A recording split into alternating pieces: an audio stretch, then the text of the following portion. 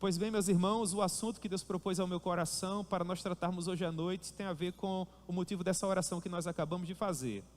O tema para a nossa breve reflexão de hoje à noite, com a ajuda do Senhor, será o poder de Deus e as nossas impossibilidades. E para tanto eu gostaria de convidar você a ler junto comigo esse texto que se encontra no segundo livro dos Reis, no capítulo 6, a partir do verso 1. Eu acho que eu disse Primeira Reis, não foi?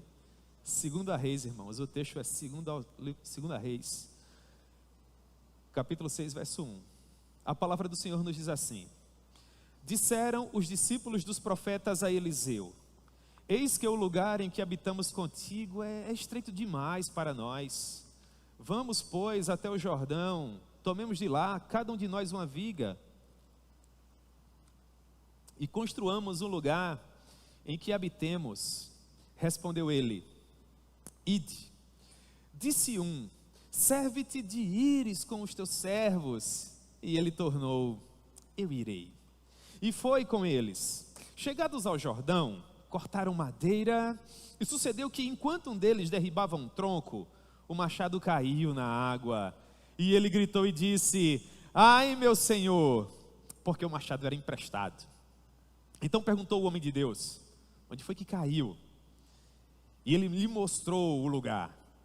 Então Eliseu cortou um pau, um galho, e lançou-o ali, e fez flutuar o ferro, e disse: levanta-o.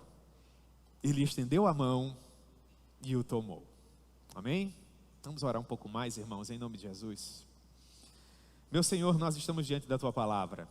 Meu Deus, esse texto é tão conhecido, esse texto é tão poderoso, Senhor, e ele fala acerca das nossas impossibilidades.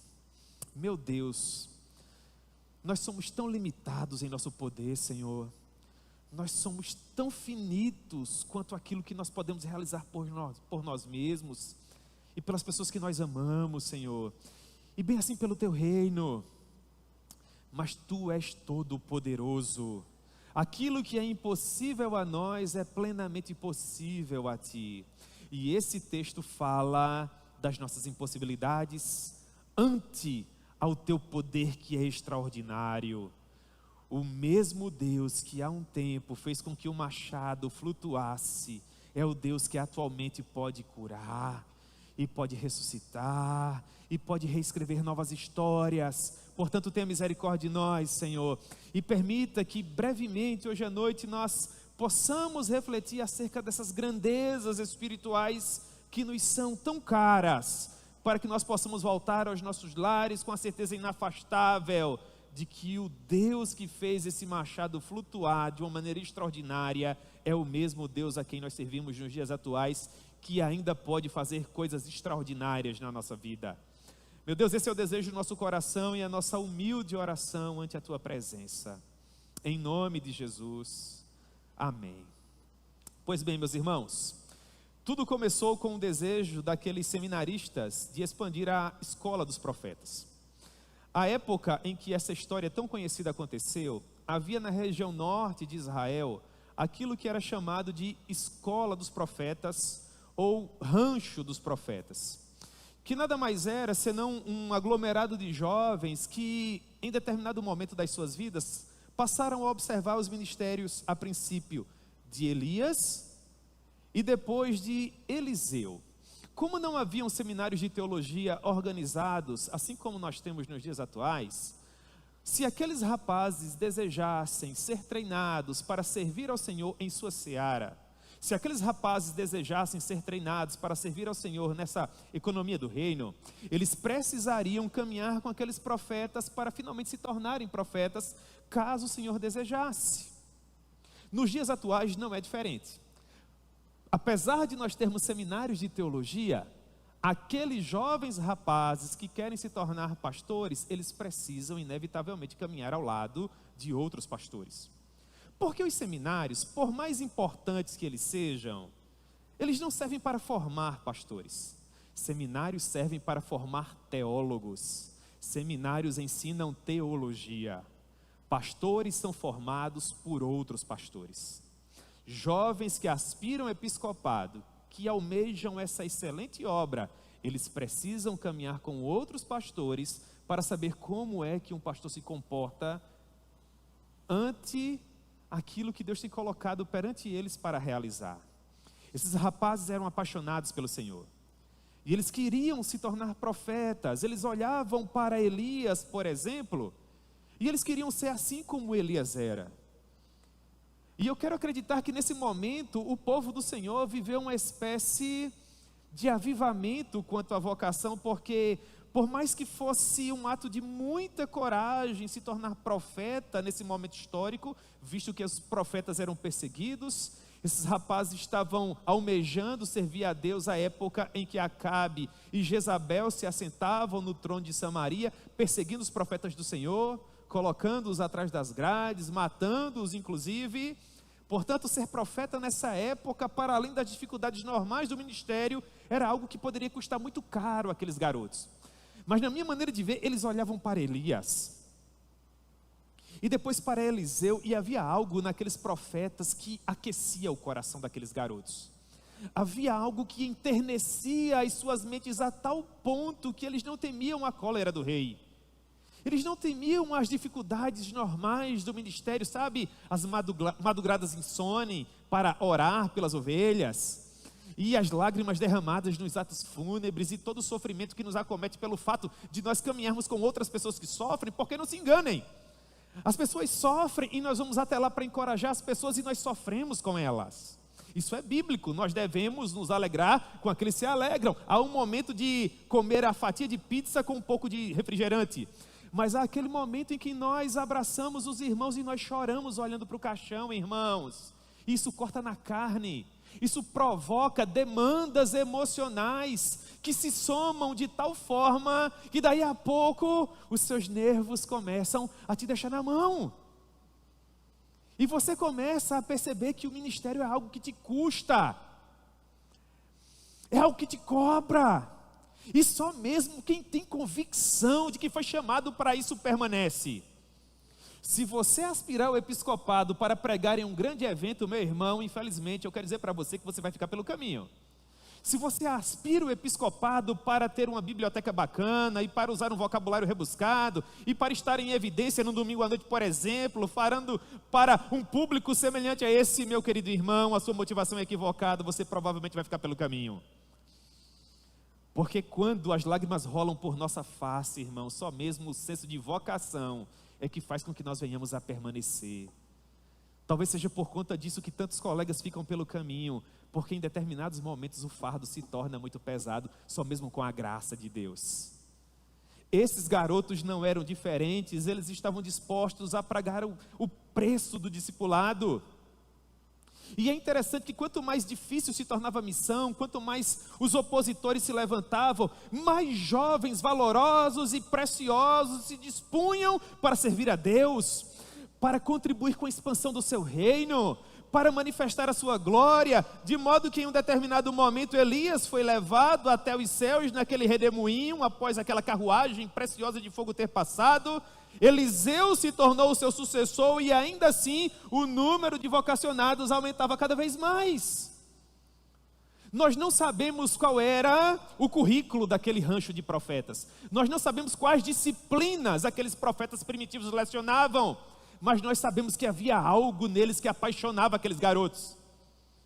Aqueles homens caminhavam pelos desertos e pelos vales do Reino do Norte em Israel, em um momento tão difícil, e de alguma forma, espiritualmente falando, outros rapazes olhavam para eles e diziam no seu coração: eu quero isso para a minha vida.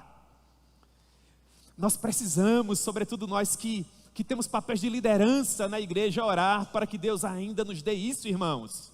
Fazer com que aqueles que estão vindo após a nossa geração olhem para nós e sintam o desejo de ser assim como nós somos. Porque se um jovem adolescente da minha igreja, ao me ver pregar, não sentir no seu coração o desejo de ser pastor, assim como eu sou, alguma coisa está errada. Nós precisamos suscitar vocacionados. Nós precisamos aspirar nas outras pessoas vocação, para que as próximas gerações perpetuem o legado que nós estamos tentando perpetuar agora. Na minha maneira de ver, Elias e Eliseu, eles conseguiam fazer isso muito bem. O seminário estava lotado, estava repleto, e foi por conta desse bom problema. Porque ter um cenáculo lotado de pessoas que querem aprender com outras pessoas a como servir a Deus, é um problema maravilhoso, é o sonho de todo pastor. Então aqueles rapazes chegam para Eliseu com esse bom problema, e eles falam o seguinte: eis que o lugar em que nós habitamos contigo é estreito demais para nós. Vocês percebem? O número de alunos cresceu ao ponto de fazer com que o seminário não comportasse mais todos eles. É um problema extraordinário. Afinal de contas, meus irmãos, todos nós queremos prosperar naquilo que Deus tem colocado em nossas mãos. Sim ou não? Mas é claro que sim. Portanto, perceba que quando Deus ele quer fazer prosperar, Ele faz. Nós estamos vivendo uma época de profunda crise política.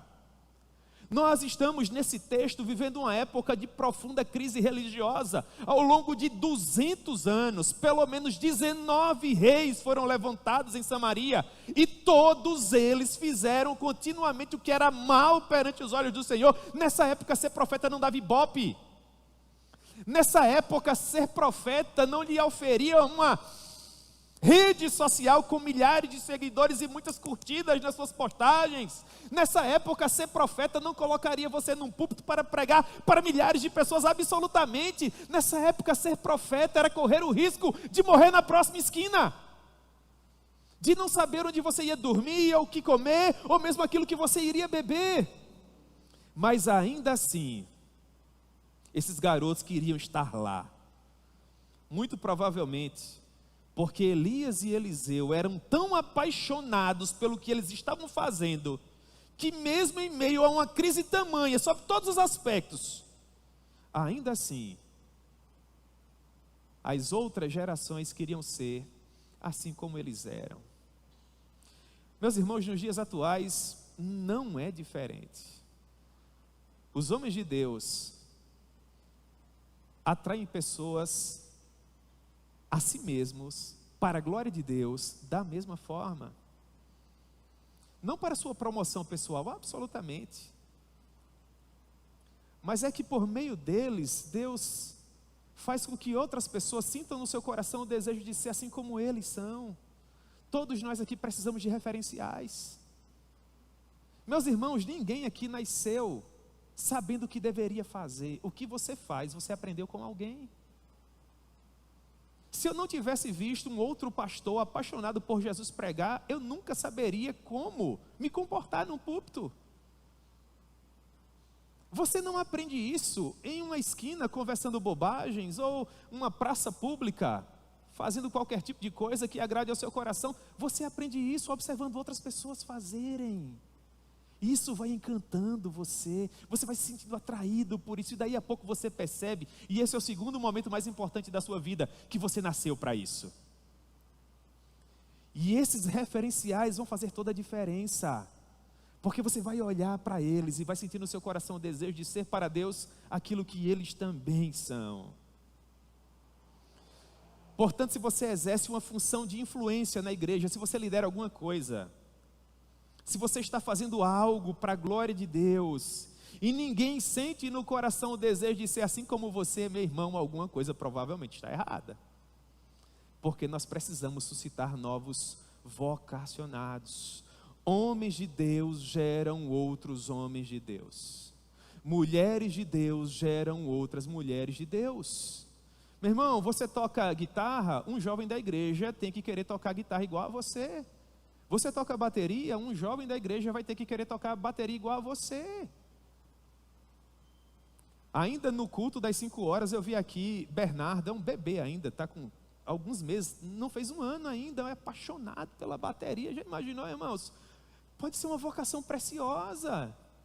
E ainda outros meninos e meninas aí que podem olhar para esses instrumentos e sentirem no coração a mesma coisa. E nós precisamos garimpar esses talentos, porque a vida tem muita pressa. Ainda ontem eu estava saindo do seminário tão jovem, essa semana eu inventei de ver um vídeo com Raíssa de uns 5 anos atrás, sabe, um período da pandemia. Nós transmitimos o culto aqui do gabinete do pastor, apenas eu, ele e Madison. Era uma época terrível. Você não tem ideia do que é pregar para uma parede branca, fria, sem vida. E eu olhava para mim, irmãos, nesses 5 anos eu acho que eu envelheci uns 500. Meu Deus, eu estou passando, irmãos. E eu fico preocupado se de fato eu estou fazendo algo que vale a pena. Tem que ser verdade para mim. Porque eu não vou ter uma outra oportunidade de voltar no tempo para viver a minha vida toda novamente. Eu não posso brincar com aquilo que eu estou fazendo.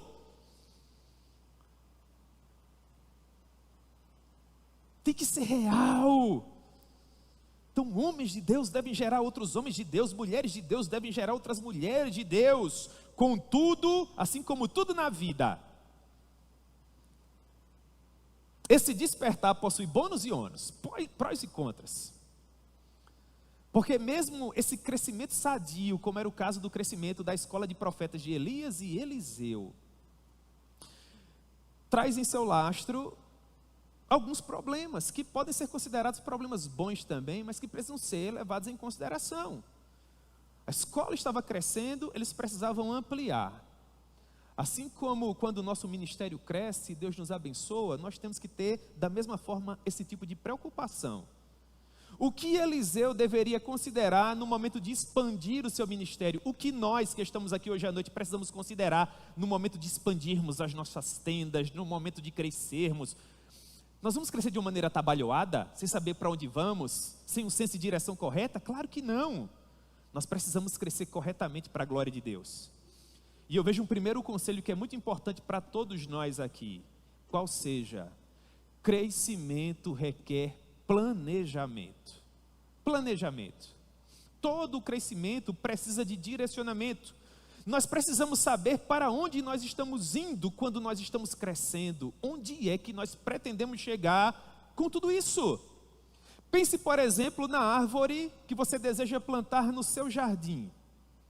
A árvore, ela é idealizada em um jardim para trazer refrigério. É o fruto, a sombra, a tranquilidade. Mas caso você não calcule bem que espécie de árvore você vai plantar, sobretudo no que diz respeito às raízes dela, você pode causar um prejuízo muito grande à estrutura da sua casa, porque essa árvore pode crescer dominando tudo, quebrando tudo, ruindo as estruturas, causando mais prejuízo do que necessariamente prazer. Quando nós não planejamos o nosso crescimento, quando nós não temos um objetivo, quando nós não sabemos onde nós precisamos chegar, às vezes o crescimento faz mais mal do que necessariamente bem. Quantas empresas não diminuíram porque cresceram, ou até quebraram, enquanto outras cresceram, prosperaram porque diminuíram? Crescimento só é bênção quando nós sabemos para onde nós estamos crescendo, quando nós sabemos o que nós estamos nos tornando. E eu creio que Eliseu ponderou a respeito dessas coisas. No mundo espiritual, no campo da igreja, a nossa evolução precisa ser um reflexo da piedade do nosso coração. Porque se você crescer em projeção e não crescer em oração, se você crescer em conhecimento, mas não crescer em quebrantamento, meu irmão, você vai ser um poste que não vai ter substância, e na primeira dificuldade você vai ruir. O crescimento precisa ser planejado. E em segundo lugar, nós precisamos ter estratégias para crescer. Todo crescimento está associado a algo que está dando certo, que está produzindo frutos, que está gerando vida. Contudo, com o crescimento surgem novas frentes de trabalho, oportunidades de expansão, o que pode fazer, preste atenção, que a nossa visão inicial se perca. Nós não podemos crescer ao custo de negociarmos a nossa visão. Nós não podemos crescer ao custo de negociarmos a nossa identidade. Tantas pessoas no nosso meio evangélico que começaram tão bem, seja no âmbito da pregação, seja no âmbito da canção, grupos de louvor, por exemplo, que começaram de uma maneira espetacular, mas que em determinado momento da trajetória perderam foco, deixaram de ser quem eram. E hoje em dia, irmãos, são uma nota de rodapé na história. Não vale a pena esse tipo de crescimento. E é justamente aqui que a estratégia faz toda a diferença. A estratégia fará com que o nosso crescimento seja ordenado, ela apontará para uma direção e não permitirá que a característica inicial se perca em uma grande gama de inovações. E o que nós aprendemos com isso? Que precisamos crescer, mas sem perder a nossa identidade. Nós precisamos crescer, sem esquecer de onde nós saímos. Nós precisamos crescer, sem esquecer de quem nos ajudou lá atrás. Nós precisamos crescer, contudo sem perder o nosso objetivo. Nós precisamos crescer, desde que não venhamos a negociar os nossos valores. Nós precisamos crescer, desde que nós não venhamos a esquecer quem é o dono da obra.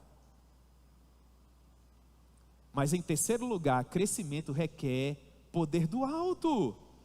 Eu concordo com o pastor Ronaldo Lidório quando ele diz assim: sem o Espírito Santo, nada de bom acontece. Mas no poder do Espírito Santo, tudo pode acontecer. Todo o crescimento que não é produto do poder do Espírito Santo em nossas vidas e comunidades está fadado ao fracasso, visto que por si só ele não se mantém, é um grande castelo de cartas, não possui substância. Contudo, o crescimento que é produto do agir de Deus é saudável, comunica vida, beleza por toda parte. E o melhor, o crescimento que é produto do Espírito Santo não pode ser frustrado. Os opositores vão se levantar, aqueles que não desejam ver o bem da obra de Deus vão tentar resistir, eles vão fazer o seu melhor. Mas a igreja permanecerá crescendo, porque maior é aquele que se encontra conosco do que o nosso adversário. E finalmente, em quarto lugar, crescimento requer oração e dependência. Mais uma vez com a palavra, o pastor Ronaldo Lidório, e ele diz: sempre tenha o cuidado de perguntar para Deus: Senhor, qual é o próximo passo? Senhor, qual é o próximo passo? Em outras palavras, o que o pastor Lidório está dizendo? Que nós precisamos depender do Senhor, que nós não devemos ousar dar um único passo, ainda que seja para frente, sem o consentimento dEle, porque às vezes esperar é crescer, porque às vezes nós precisamos dar um passo para trás, para dar muitos outros para frente.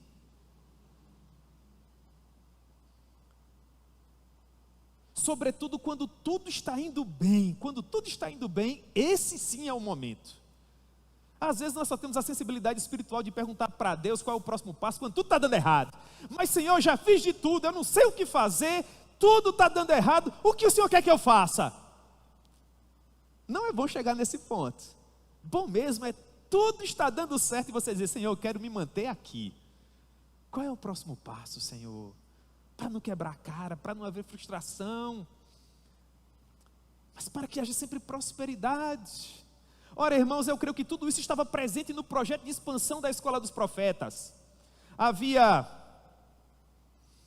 planejamento, boas estratégias, poder do alto, oração e dependência. Os meninos chegaram até Eliseu e disseram, verso 2, vamos até o Jordão, vamos tomar de lá, cada um de nós, uma viga, e vamos construir um lugar maior para que nós possamos habitar. Eliseu era um homem de Deus, um homem experiente, que já havia vivido demandas poderosas com o Senhor. É óbvio que uma decisão como essa não seria tomada no supetão. Seguramente ele ponderou sobre as implicações daquela expansão, e aparentemente no entendimento dele não havia nada que a desabonasse. O homem de Deus, portanto, concordou e concedeu a sua bênção para que o projeto tivesse prosseguimento. E isso foi possível porque, pelo que eu julgo, houve planejamento. Perceba o planejamento em ação. Os seminaristas chegam para ele e falam assim: nós queremos ir até o Jordão, porque é no Jordão que nós vamos encontrar o que precisamos. Eu quero fazer uma pergunta para você que precisa crescer espiritualmente, para que você, quem saiba, saia desse marasmo, dessa apatia. Você precisa crescer, meu irmão. O apóstolo Paulo olhou nos olhos de Timóteo e disse que o teu progresso a todos seja manifesto. Cresça, Timóteo. Saia do ponto A para o ponto B. Há pessoas preciosas no meu evangelho que precisam ambicionar mais, que precisam desejar mais. Você quer um conselho? Leia boas biografias de homens e mulheres de Deus que viveram coisas extraordinárias. E no final dessa leitura, dobre o seu joelho e diga para Deus em oração: Senhor, faça de novo. Eu creio que Deus precisa de outro príncipe dos pregadores. Será que só teve Spurgeon, irmãos? Deus pode levantar outro, sim ou não? Claro que pode.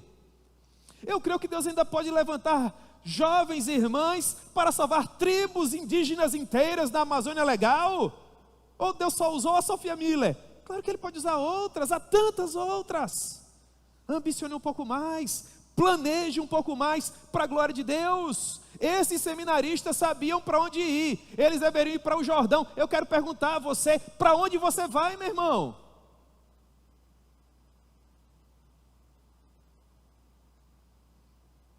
Você sabe o que procurar, onde procurar, para alcançar os seus objetivos? Ou você vem para a igreja simplesmente por vir? Você ouve e vai embora. Você vê outras pessoas exercendo dons e talentos, implicando, contribuindo, crescendo enquanto você vai se satisfazer em sentar aí e depois voltar para casa. É um desperdício de alegria. Ambicione um pouco mais. Há tanta coisa que precisa ser feita e nós precisamos de você, com seus dons, com seus talentos, com sua paixão pelo Senhor. Planeje. Mas também havia estratégia. Os seminaristas disseram assim: tomemos de lá, cada um de nós, uma viga e construamos um lugar em que habitemos. Todos iriam participar. Cada um faria a sua parte para que o crescimento fosse saudável. Os discípulos foram bem específicos. Cada um vai cortar uma viga e vai trazer a sua viga para cooperar. O que nós aprendemos com isso? Que o reino dos céus é um reino de amigos, de parceiros queridos. Ninguém caminha sozinho, visto que a obra foi planejada pelo Todo-Poderoso para ser feita em conjunto. Houve uma pessoa que poderia ter feito tudo sozinho, ele preferiu fazer com os discípulos. E você não é maior nem mais poderoso que Jesus. Você precisa de parceiros, você precisa de amigos, você precisa de pessoas para estar ao seu lado, de preferência que sejam mais apaixonadas por Jesus do que você, para que no momento que você disser: rapaz, eu acho que não vai dar certo, a pessoa diz: vai dar sim. Vai dar, porque a graça que nos chamou no princípio vai ser suficiente para nos fazer prosperar até o final. Você só está desmotivado, mas Deus será por nós para nos fazer prosperar. Esse é o amigo apaixonado pelo Senhor Jesus. Eles queriam construir juntos, porque homens e mulheres de Deus trabalham juntos para a glória de Deus. Havia planejamento, havia estratégias. Também havia poder do alto e dependência, porque Eliseu era um homem de oração. E sendo um homem de oração que tinha experiência com Deus, a resposta dele foi: vocês estão abençoados, podem ir. Tudo estava muito bem encaminhado para a glória de Deus. Mas então um dos discípulos provavelmente exteriorizou aquilo que estava no coração de todos. E ele disse: a gente queria que o Senhor viesse também. É claro, né, irmãos? Eliseu ia ficar para trás e os seminaristas iam sozinhos? Claro que não. E como isso é interessante? Porque mesmo havendo planejamento, estratégia, oração e dependência, os alunos disseram: Eliseu, a gente queria que você fosse também. Como isso faz diferença, irmãos? Eu creio que eles estavam absolutamente certos, porque afinal de contas é muito bom andar com quem é apaixonado pelo Senhor, sim ou não? Meu Deus, mas é extraordinário. Você já teve uma oportunidade de conviver com quem é apaixonado pelo Senhor? Com alguém que possui os mesmos afazeres que todos os demais, tem que acordar bem cedo pela manhã para trabalhar, tem que cuidar da família se já for casado, e dos filhos se eles já existirem, e tem que cumprir com tudo, mas que toda pessoa comum precisa cumprir. Mas ele é algo mais, ele é apaixonado por Jesus. Há um brilho nele, que demonstra por A mais B, que ele compreendeu a mensagem da cruz ensanguentada. Ele precisa fazer tudo que os demais, mas ele fulgura a glória de Deus. Ele tem um bom perfume de Cristo, é agradável estar perto dele, faz com que você pense em questões que são espirituais e sobrenaturais, te lembra que é um propósito para a vida. Você quer fazer mais para Jesus só pelo fato de conviver com essa pessoa. Você possui amigos assim? Eu quero acreditar que Eliseu era uma dessas pessoas. E para além de tudo isso, há sempre uma segurança adicional, não é? Já imaginou você estar num projeto, caminhando em uma floresta em direção à margem de um rio para derrubar algumas árvores, para fazer uma casa maior, e de repente você olha para o lado e tem Eliseu? É como ir numa excursão, olhar para o lado e ver o pastor Hernandes Dias Lopes. E tantos outros que têm abençoado tanto a nossa nação e bem assim o mundo inteiro. Eu quero acreditar que era exatamente isso o que os discípulos estavam buscando. Eles estavam buscando estar mais próximos do Senhor, através da intimidade que o líder deles tinha com Deus.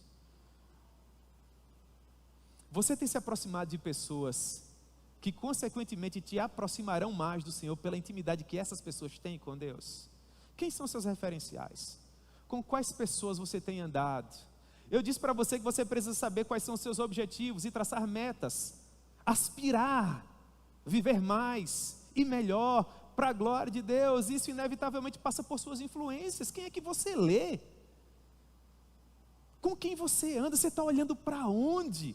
Nós estamos vivendo em uma época em que todo mundo está falando, tem muita gente falando ao mesmo tempo. A minha pergunta para você: você está ouvindo a voz de quem? Tem muita gente dizendo qual é a direção correta. Você vai no YouTube, por exemplo, e só que você vai encontrar é gente boa falando muita coisa. Há experts para todo lado. A minha pergunta é: você está seguindo quem?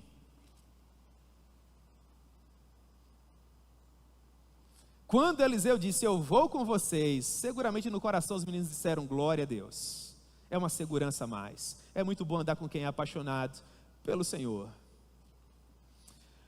E eu olho, irmãos, para a minha vida, e eu consigo olhar para as vidas de vocês também e perceber que Deus, em sua maravilhosa graça, nos presenteou com homens e mulheres que são tão apaixonados por Ele, assim como Eliseu era. Pessoas que estão muito próximas do Senhor e que estão também muito próximas de nós para nos abençoar. Que alegria quando alguém que está bem pertinho de Jesus se oferece para nos ajudar. Você está organizando um congresso, por exemplo. Você pensa no tema, você pensa na data, há tanta expectativa no seu coração. Então você pensa assim: mas puxa vida, quem é que vai pregar nesse tema? A quem é que eu vou confiar essa responsabilidade? E nesse momento, instantaneamente, um nome surge na sua mente. O fulano. Aí você liga para ele, ou manda uma mensagem.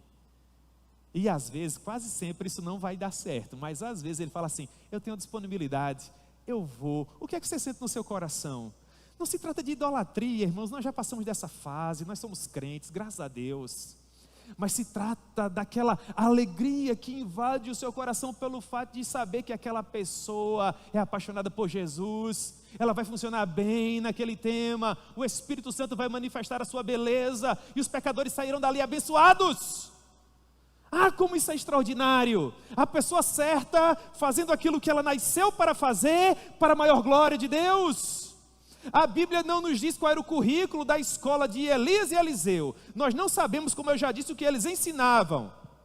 Mas de uma coisa nós sabemos: esses homens entendiam de intimidade com Deus. Esses homens entendiam de poder de Deus. Esses homens entendiam de ver sinais, prodígios e milagres para a glória de Deus. E quando eles estavam presentes, qualquer coisa podia acontecer. Elias e Eliseu eram homens com os quais a geração deles podia contar. E como isso é importante? Quando nós temos com quem nós podemos contar para a glória de Deus. Você precisa na sua vida de pessoas com as quais você possa contar. Pessoas sensíveis à voz do Espírito Santo para te encorajar, para te orientar, para te fazer crescer e para sofrer com você, se for o caso. Você precisa de pessoas apaixonadas pelo Senhor Jesus na sua vida. E essas pessoas são os verdadeiros presentes de graça de Deus para nós. São os nossos parceiros ministeriais, são os nossos amigos queridos, são as pessoas que Deus coloca em nossa vida para nos abençoar. Se você não possui pessoas assim na sua vida, esse é o momento de você orar e dizer para Deus no seu coração: Senhor, faça esse milagre, coloque alguém apaixonado por Ti na minha vida. Eu preciso de referenciais, eu preciso de boas influências. Você tem filhos adolescentes, ora por eles agora também. Senhor, coloca boas influências na vida dessa menina, coloca boas influências na vida desse menino. Nós não oramos mais por isso, irmãos. Nós não temos mais essa ambição, sabe por quê? Porque nós não temos tempo nem para fazer esse tipo de oração.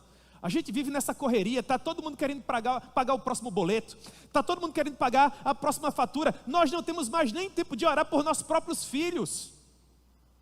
No máximo que a gente consegue é dar um conselho no intervalo do almoço, quando de repente você chega uns minutinhos mais cedo e vê que ele está voltando, ou ele está voltando da escola com aquela amizade que não convém. Enquanto você está colocando seu almoço no micro-ondas para esquentar, entrar no carro e voltar para o trabalho novamente, você diz: olha, não quero você com aquela pessoa, não é bênção para a sua vida. Mas você não tem, humanamente falando, o poder de fazer absolutamente nada, porque daqui a 5 minutos você vai estar fora de casa novamente, a internet está aí, e a televisão está aí, e tudo isso é influência. Nem essa sensibilidade para orar por questões assim nós temos mais, salvo as devidas exceções. Que dirá clamar a Deus por boas influências para nós mesmos? Mas quando eles chegaram ao Jordão, eles começaram a cortar a madeira. Tudo havia sido devidamente planejado e justificado, o crescimento espiritual era saudável, o projeto de expansão caminhava bem, o homem de Deus estava com seus discípulos, aparentemente seria uma missão tranquila, sem atropelos, até que, inesperadamente, algo aconteceu. Verso 5. Sucedeu que, enquanto um deles derribava um tronco, o machado caiu na água.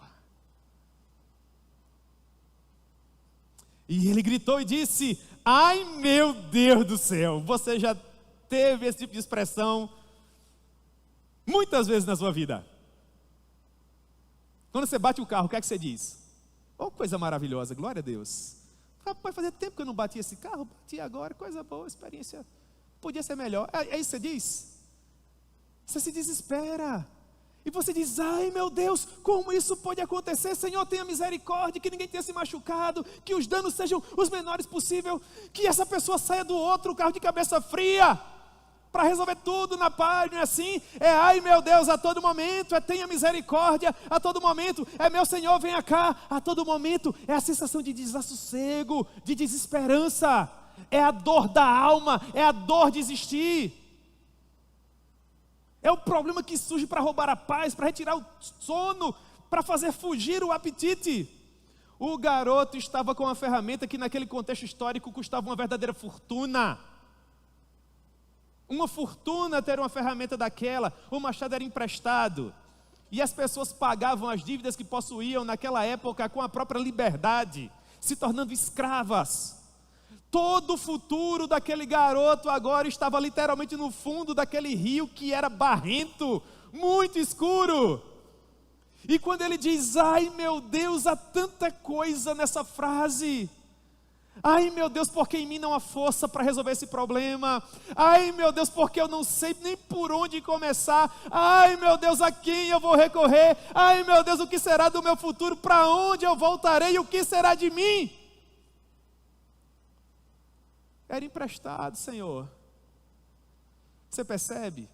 Havia planejamento, havia estratégia, havia oração, havia dependência de Deus. O homem de Deus estava inclusive lá para abençoar tudo aquilo que estava acontecendo. Mas é o dia mau que surge, irmãos.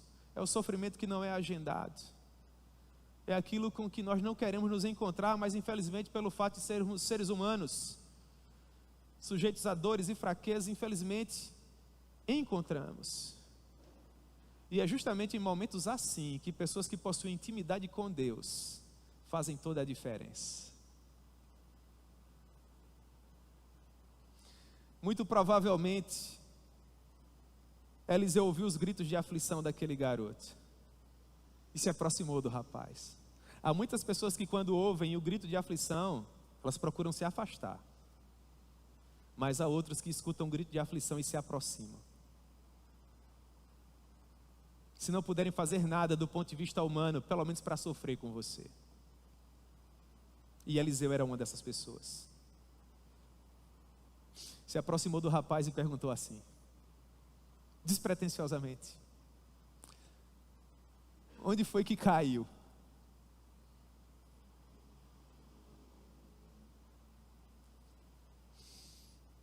Quem tem intimidade com Deus, irmão, sabe que há um propósito para todas as coisas debaixo do sol.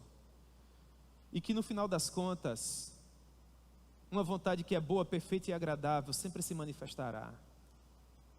É como que se nas entrelinhas da sua pergunta, Eliseu estivesse dizendo: tenha calma, meu filho, não se desespere, nem tudo está perdido. Deus está no controle de tudo e o nome dele será glorificado no final. Você percebe como são palavras assim que acalentam as nossas almas nos momentos de dificuldade e fazem o nosso pobre coração descansar. Como nós precisamos de pessoas que façam isso por nós, que nos momentos de angústia e aflição se aproximem de nós, porque por sua vez elas estão próximas do Senhor, e digam: tenha calma, não se desespere, nem tudo está perdido, porque as nossas vidas não são decididas na terra, as nossas vidas são decididas no céu.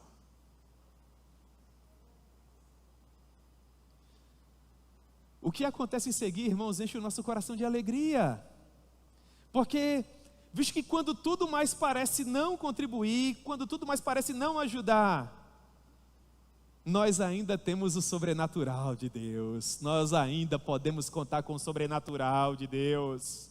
Diga para o seu coração nesse momento: Deus ainda tem poder de surpreender na terra, Deus ainda tem poder de fazer coisas extraordinárias na terra, nós ainda podemos contar com os milagres do Senhor.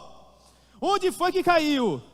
E o menino mostrou: parece que eu estou vendo, irmãos, foi ali, o senhor está vendo, a gente planejou, a gente orou, a gente depende do Senhor, até o Senhor foi convidado, caiu ali, e agora o que é que eu faço? Como é que eu pago isso? O que é que eu vou dizer para o meu pai? O que é que eu vou dizer para a minha mãe?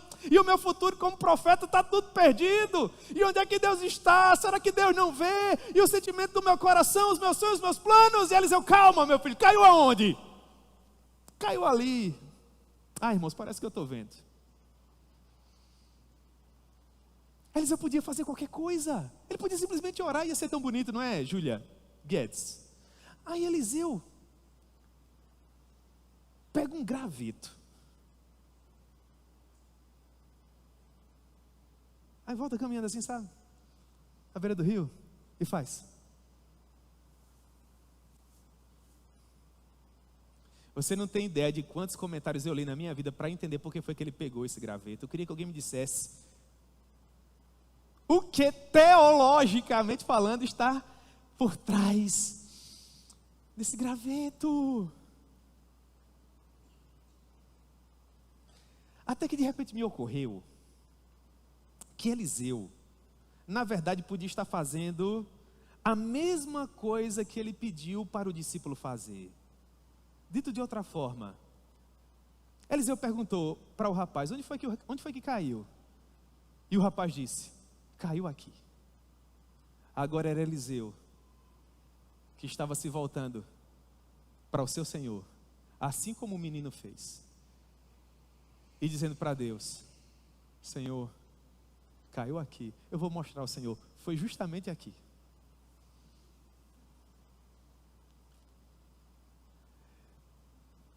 E Deus assentado num alto e sublime trono dizendo: e foi, Eliseu? Então manda o menino pegar. E o machado? Você consegue imaginar um machado flutuando? E eu perguntei para Deus: Senhor, como eu posso trazer isso para a minha vida? E no meu coração eu senti como se o meu Deus estivesse dizendo: joga o graveto e deixa o milagre comigo. Diz onde dói. Diz onde é que se encontra o impossível. Fala para mim, qual é a necessidade? Porque quando você está diante do impossível, apontar, jogar um graveto, chorar, se desesperar, vai mudar alguma coisa? A impossibilidade vai permanecer lá. Então mostra para Ele. Mostra para Ele qual a tua necessidade. Se você tiver força ainda de jogar um graveto, joga, mostra para Ele: é ali, Senhor. Se você só tiver força de apontar, levanta o dedo na altura que você puder e diz para Deus onde dói. E se você não puder fazer nada, Ele consegue interceder por você com gemidos inexprimíveis. E o milagre poderá acontecer para a glória de Deus. A graça de Deus estava os visitando, o problema estava sendo resolvido e o nome do Senhor estava sendo glorificado. É dessa forma que as coisas podem acontecer ainda nos dias atuais, irmãos. Quando nós jogamos os nossos gravetos do impossível, os nossos gravetos do desconhecido, os nossos gravetos da falta de força e esperança, dizendo: Senhor, é tudo que eu posso fazer. Caiu ali. E um milagre extraordinário acontece. Ao longo da história, muitos outros gravetos foram usados por Deus. Servos que só conseguiam dizer para Deus que havia uma necessidade. E Deus fazia com que o extraordinário acontecesse. Deus fez coisas extraordinárias quebrando botijas. Deus fez coisas extraordinárias com o orvalho. O senhor dizia: o senhor quer fazer um milagre? Eu vou colocar essa esponja aqui, quero que só tenha água nela. Meu Deus, não faz sentido nenhum, irmãos. Mas só tinha água na esponja. Aí depois ele falou: eu quero ver se o milagre acontece de maneira diversa. Eu quero que tenha água em todo lugar. Eu não quero que tenha na esponja. Outros pegam uma vara de amendoeira. Alguns outros um cajaco seco, que já havia sido cortado há tanto tempo, que era manuseado há tantos e tantos anos. E de repente ele floresce. Você percebe? Não tem a ver com aquilo que você tem na mão. Tem a ver com quem você se relaciona. Tem a ver com quem você está mostrando onde dói. Tem a ver com a graça de Deus atuando para fazer milagres extraordinários. E esse Deus não mudou. Deus não mudou. Ele ainda é capaz de fazer o sobrenatural em nossa vida, vencer as impossibilidades que estão diante de nós. Basta que, assim como Eliseu, você joga o seu graveto. Mas não esqueça, você precisa planejar. Você precisa traçar suas estratégias. Você precisa orar. Você precisa depender. E se mesmo com tudo isso o machado achar de cair no rio, não se desespere não. Deus vai estar lá para fazer um novo milagre. E assim será, até que finalmente Ele retorne para nos buscar. Amém, meus irmãos? Eu gostaria de cantar mais uma canção com vocês nesse momento. Eu convido os nossos irmãos do louvor. Nós temos bastante tempo ainda. Nós vamos louvar a Deus. Nós vamos agradecer a Deus pelos seus preciosos feitos. E enquanto o louvor se posiciona aqui, eu gostaria de fazer as minhas aplicações e nós oramos. A primeira delas: todo organismo vivo cresce naturalmente. Aquele seminário estava crescendo porque aquele seminário estava vivo. A nossa igreja, pela graça do Senhor, cresce porque a nossa igreja, graças a Deus, é uma igreja viva. Que tudo isso aconteça, que a nossa igreja cresça, se assim Deus permitir, com planejamento, com estratégias, com poder do alto e com dependência de Deus. Que você cresça e prospere na sua área, que você cresça e prospere educacionalmente, profissionalmente, emocionalmente, em todas as áreas, mas que você cresça com planejamento, com estratégias, com poder do alto e sobretudo com dependência de Deus. Em segundo lugar, escolha bem as pessoas que estarão ao seu lado. O fato daqueles seminaristas terem levado Eliseu com eles fez toda a diferença. Já pensou se fosse Balaão? Ele ia dizer: eu até falo com Deus, mas quanto é? Que o Senhor possa nos conceder pessoas amadas para dividir o fardo da caminhada conosco. Pessoas com as quais nós possamos contar. E finalmente, irmãos, em terceiro lugar, e isso eu digo muito mais para mim, sabe, irmãos? Porque Deus conhece o meu coração. Dê lugar ao extraordinário na sua vida. Dê lugar para que Deus possa fazer milagres na sua vida. Eu fazia essa aplicação e eu dizia para mim no meu coração: trabalhe o meu coração, Senhor, para que eu possa crer um pouco mais. Eu até creio, irmãos, mas eu tenho que fazer uma forcinha às vezes, sabe? Às vezes as muitas letras me fazem delirar, mas o meu Deus está lá. E Ele sabe que Ele pode fazer apesar de mim. E eu posso glorificá-lo, dizendo para Ele que, puxa vida, Senhor, está vendo aí? Não é que era um milagre mesmo? Glória a Deus. Deus é extraordinário, irmãos. E Ele ainda faz milagres. Amém?